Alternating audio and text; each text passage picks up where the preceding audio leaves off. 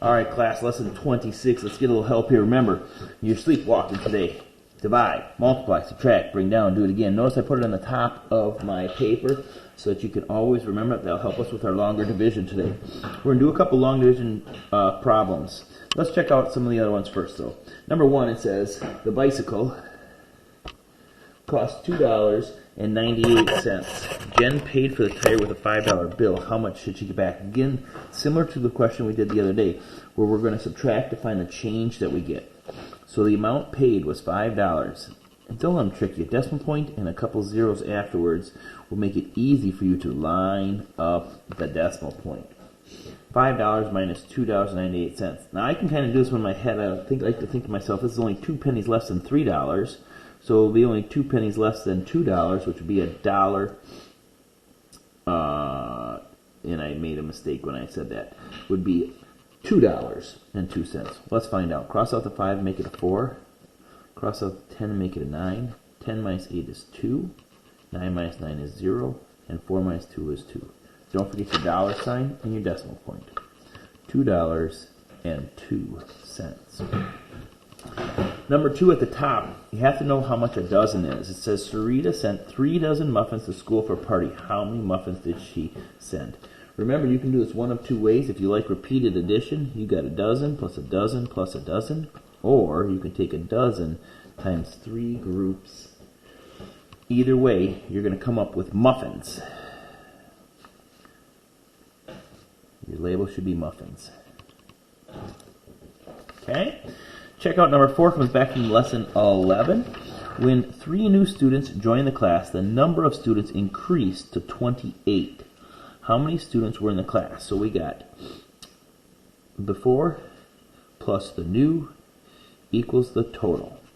And we don't know the before, but we know we got 3 new students, and it's going to come up to be a total of 28. So some number plus 3 equals 28. Missing, added, you're always going to subtract. Flip this over and subtract 28 minus 3. When you come up with the answer there, you're going to have a label of students. All right, now you got 3 questions in number 4. It says, what's the smallest 2-digit even number? 2-digit even. Small. Well, even numbers are 0, 2, 4, 6, 8, so the smallest is 0. And if you're going to have a number, you can't have 0, 0 there. That wouldn't make any sense. So you got to have a 0 and a 1, and that would be even. So that gives you A is 10. Notice how I'm writing nice and neat in my answer key here.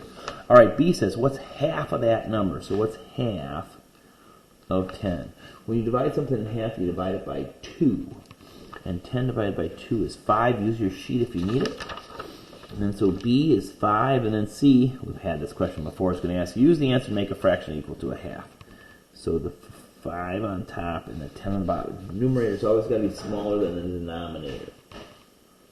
All right, last one for this first section before we do a couple long divisions. It says, what are the factors of 8 and 16? Remember, whenever we do the factors from our lesson the other day, is we're going to put the numbers that we're trying to figure out in an equal sign. So 8 equals and 16. And if you have to, go ahead and put your little number line at the top of your page.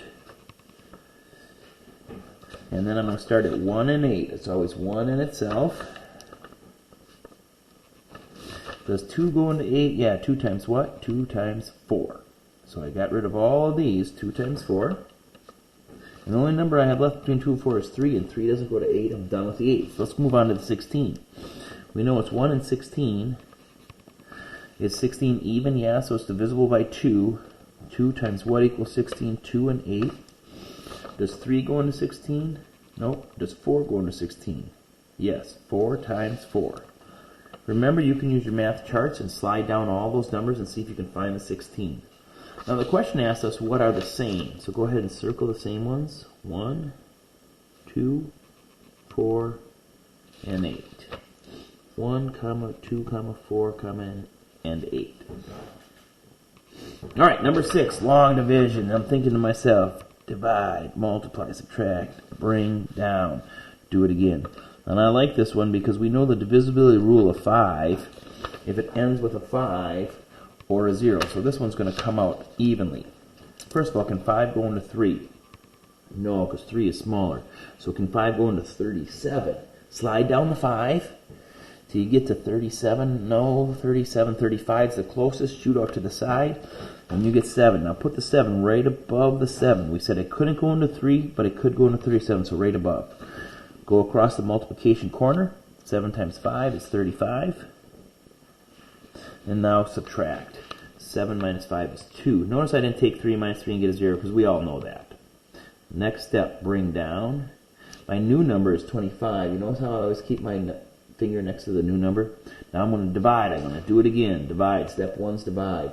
25 divided by 5. Get in the 5 column, get down to 25, shoot up to the side, and you get 5 right above it. And then 5 times 5 is 25, and you get 0. And you're done. 75. Check a problem, check a problem, check, check, check. 75 times 5. 5 times 5 is 25. 5 times 7 is 35, 36, 37. If it's the same, you did it right. Beautiful. All right. Number 7 is long division 2. Number 8 is because 6 times a letter is really multiply, missing multiplication. You're going to divide, so divide that one as well. Here's another division 1, another division 1, another division 1. So hang on to your pants if you want help with those. Check me out at the Zoom call. All right, flip it to the end. Let's take a couple of these at the end of the assignment.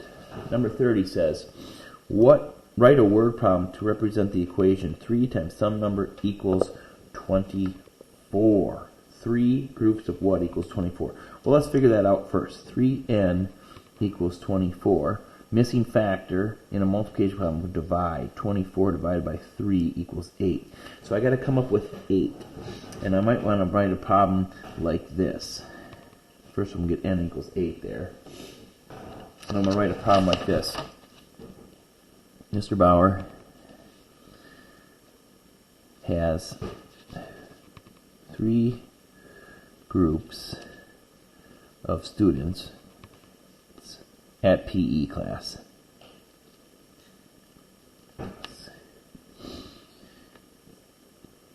If he wants to make even teams,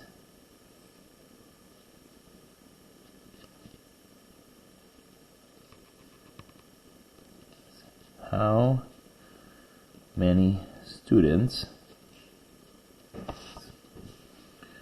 will be on a team if there are 24 students? Okay, so he's got 24 students. He wants to make 3 teams. How many kids are going to be on each team? 24 divided by 3 equals 8. Check out number 29. 29 says, which of these numbers is not a factor of 15? So go ahead and list the factors of 15. We always start with 1 in itself, so 1 and 15. Does 2 go into 15? No, it's not even. 3 go into 15. In other words, 15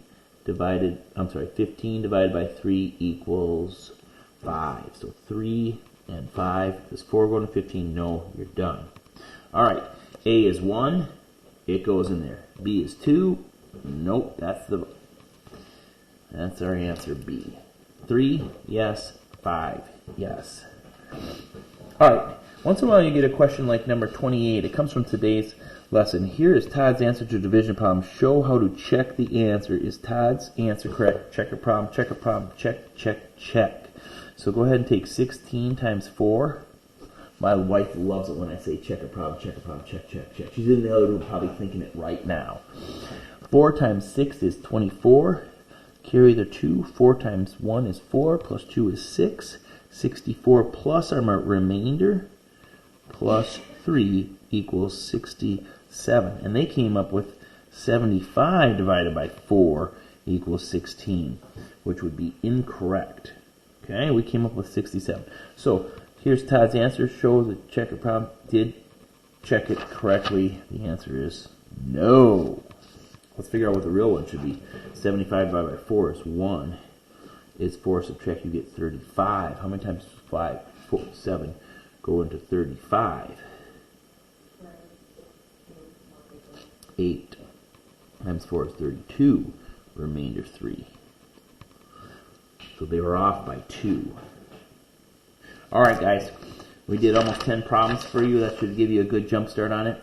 Work super hard on your math. Let me know if you need any help at our Zoom call today. God bless your day.